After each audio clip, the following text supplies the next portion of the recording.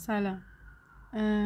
قسمت قبلی در مورد کتاب هر دو در نهایت میمیرند صحبت کردم و تو این قسمت قرار سمفونی مردگان اثر عباس معروفی رو براتون تعریف کنم.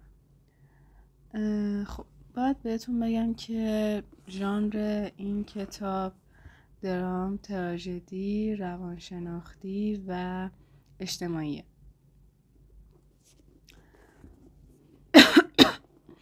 داستان این کتاب در شهر اردبیل در سالهای پس و پیش از جنگ جهانی دوم اتفاق میفته. کتاب داره در مورد یه خانواده صحبت میکنه که این خانواده پدر بسیار سنتی، خشک و مستبدی داره که اسمش آقاخان اورهانیه. اون صاحب یک مغازه عطاری خیلی بزرگه و انتظار داره که بچه هاشم راه اونو ادامه بدن. پسر اولش اورهانه، پسر دومش آیدین و یک دختر داره که اسمش آیداست.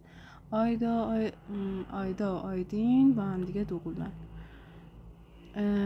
اورهان مثل پدرش شخصیت خشک، حسود، مغرور و مستبدی داره و خب برادر بزرگتره.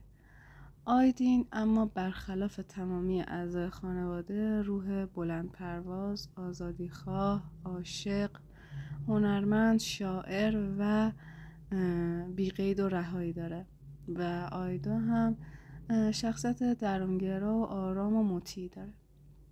و خب مادر قصه هم مثل تمام بانوان ایرانی یک مادر بسیار دلسوز و فداکار و از خود گذشته است که بین تضادی که بین پدر و پسر قرار داره گرفتار شده. حالا تضاد بین آیدین و آقاخان سر چیه؟ آیدین همونجور که گفتیم شاعره و عاشق شعر گفتنه و آقاخان خب مخالف اینه، چون گفتیم که انتظار داره عطاریشو بگردونن، نه اینکه یه پسری داشته باشه که بخواد شعر بگه. و خب شعر گفتن و کتاب خوندن و روحیه هنری داشتن رو یک جورهای بیدینی و بیغیرتی میتونسته و همیشه آیدین رو پیش دوستا و آشنایاش تحقیر میکرده، بهش میگفته که اون کافره و گمراهه و حتی یک جایی از داستان کتاب‌ها و شعرهای آیدین رو میسوزونه تا اون رو از گناه پاک کنه. و خب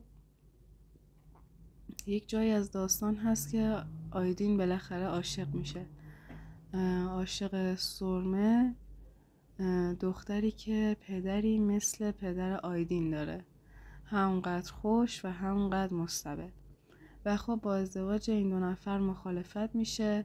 آیدین افسردگی میگیره و به شدت آشفته و مغروق در غم از خونه فرار میکنه و عازم تهران میشه.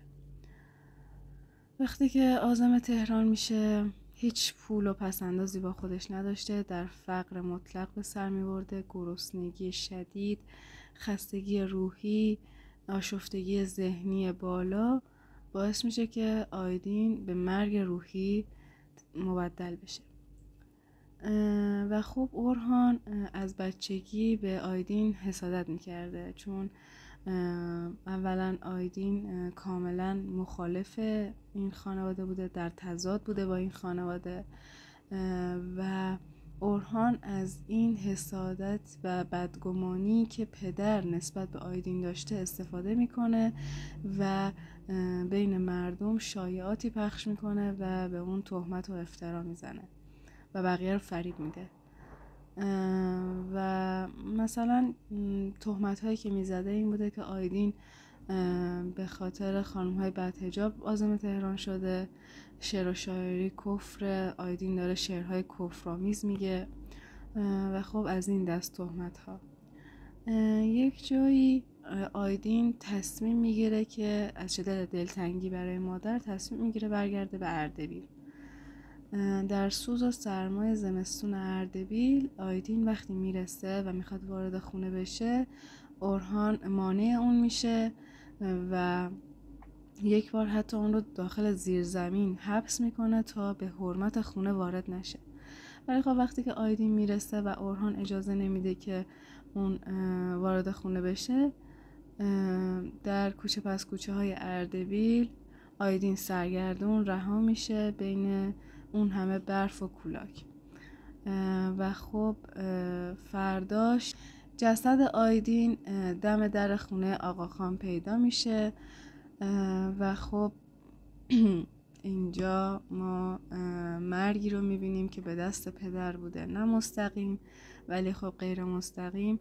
پدر باعث مرگ فرزند شد با اون همه افکار مستبدانه و خوشی که داشت، قبول نداشتن فرزندش.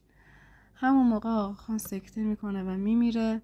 خواهر در غم از دست دادن برادر و مادر در غم از دست دادن فرزند به صورت تدریجی در سکوت از دست میرن و اورهان تنها میمونه در اون عطاری که از پدرش بهش ارث رسیده بود و با مرگ آیدین کنار میاد.